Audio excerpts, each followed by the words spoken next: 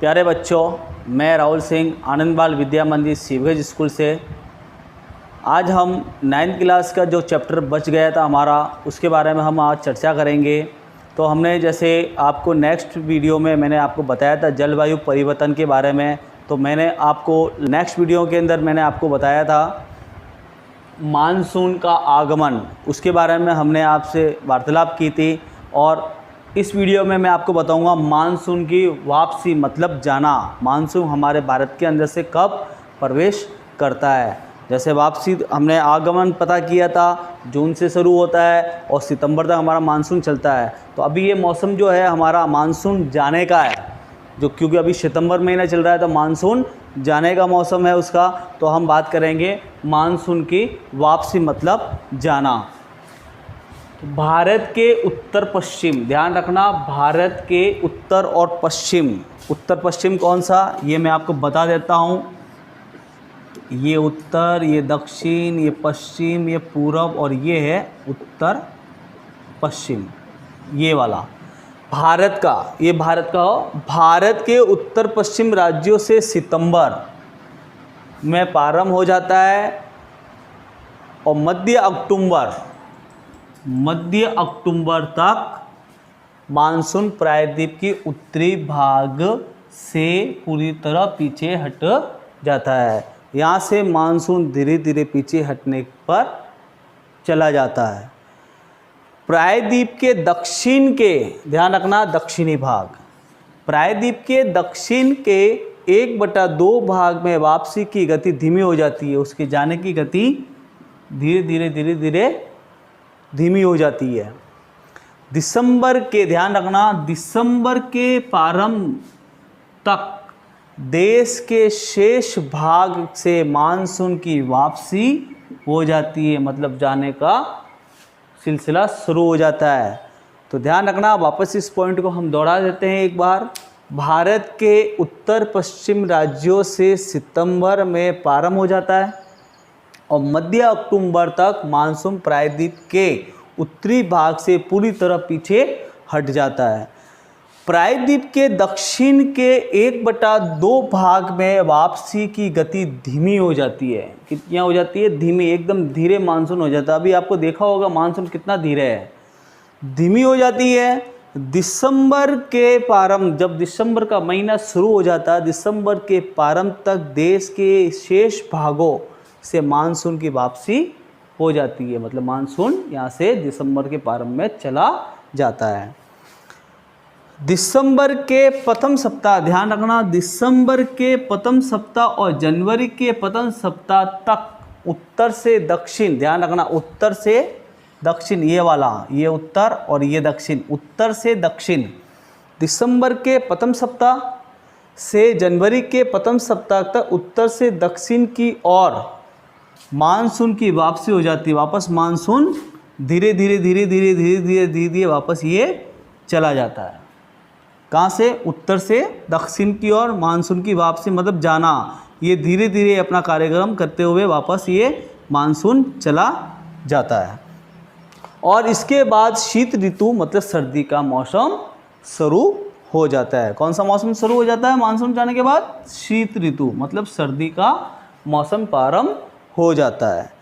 तो ये था आपके मानसून के आगमन और मानसून की वापसी।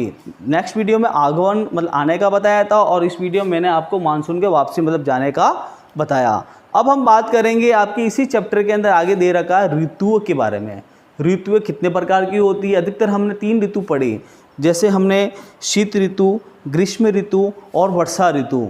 हमने 8, 7, 6 तक हमने ये ऋतुओं के हमने बारे में अध्ययन किया। तो आज हम 9th क्लास के अंदर आपके इस चैप्टर के अंदर जो ऋतुएं दे रखी है उसके बारे में हम आज बात करेंगे। तो ध्यान दीजिए, ऋतुएं एक ऋतु से दूसरे ऋतु में मौसम की अवस्थाओं में बहुत अधिक परिवर्तन होता है। मतलब एक ऋतु आती, जैसे वर्षा ऋतु आ गई, वर्षा ऋतु के बाद में शीत ऋतु आ गई, शीत के बाद में ग्रीष्म ऋतु आ गई। तो इन ऋतुओं में परिवर्तन होता रहता है। तो एक ऋतु से दूसरे ऋतु में मौसम की अवस्थाओं में बहुत अधिक परिवर्तन होता है।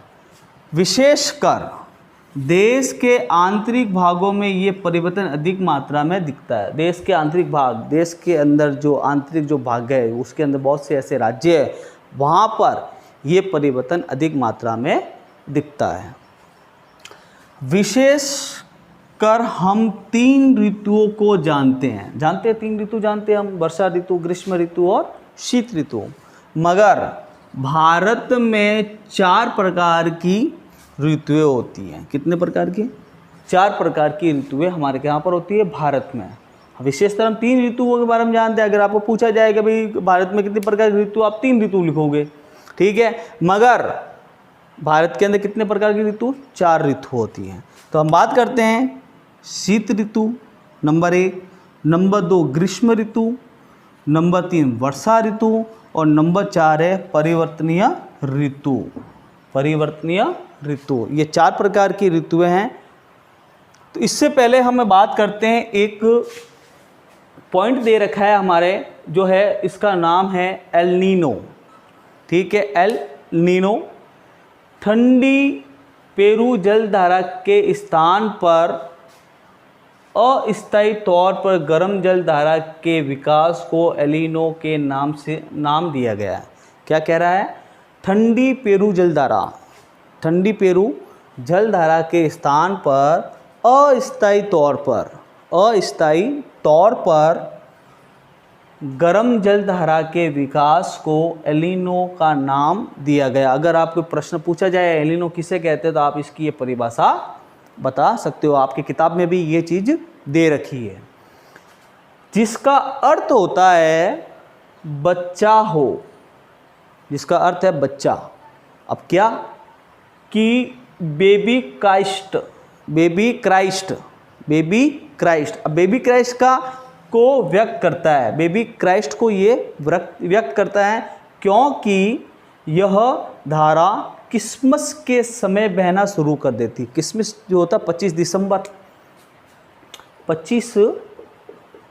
दिसंबर क्रिसमस डे हम मनाते हैं, ठीक है। तो ये धारा जो शुरू होती है, ये क्रिसमस के समय बहना शुरू कर देती है। इसकी उपस्थिति समुद्र की सतह के तापमान को बढ़ा देती है। समुद्र के जो सतह होती है उसका जो तापमान होता है उसको ये बढ़ा देता है। तो ये है एलिनो। एलिनो आपके किताब के अंदर दे रखा है। उसके बाद में भी अगर आपको नहीं समझ में आए तो आप मेरे से कांटेक्ट कर सकते हो। तो हाँ, हम बात कर रहे थे ऋतुओं की, ठीक है। तो ये हमने आपको बताया ऋतुएं जो 4 प्रकार की होती हैं। मैंने आपको जो फर्स्ट वीडियो के अंदर मैंने आपको बताया था, मैंने आपको कुछ याद रखनी कुछ पॉइंट दिए थे, 12 पॉइंट मैंने आपको दिए थे कि ये जो 12 पॉइंट है आपके किताब के पूरे किताब से रिलेटिव है।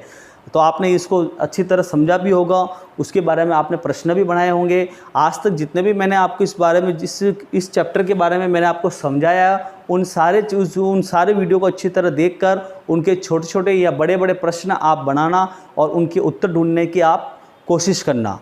तो हम नेक्स्ट वीडियो के अंदर हम बात करेंगे ऋतुओं के, जो एक एक ऋतु हम लेके चलेंगे। तो नेक्स्ट वीडियो में हम शीत ऋतु, उसके बाद में ग्रीष्म ऋतु, फिर वर्षा ऋतु, फिर परिवर्तनीय ऋतु के बारे में चर्चा करेंगे।